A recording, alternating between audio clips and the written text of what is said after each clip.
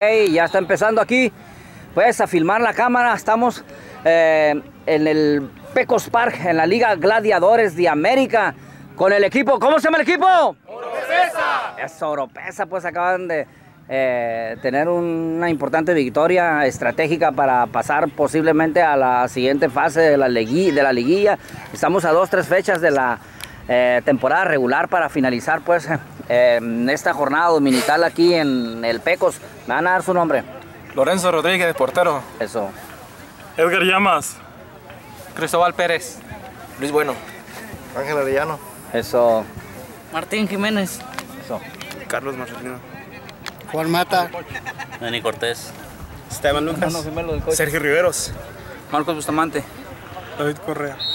Víctor, coach. ¿Cuánto ganaron ahorita? 1-0. ¿Y quién metió gol? A ver. El gordito. A ver, el nombre completo. Sí, es el goleador. El nombre completo. David Correa. David Correa, pues felicidades por este triunfo acá en la Liga Gladiadores de América. Están jugando aquí en el Pecos Park. Nuevamente me van a decir, ¿cómo se llama el equipo? Oropesa. Eso, muchas gracias, informando Luis Lim para gocampeones.com.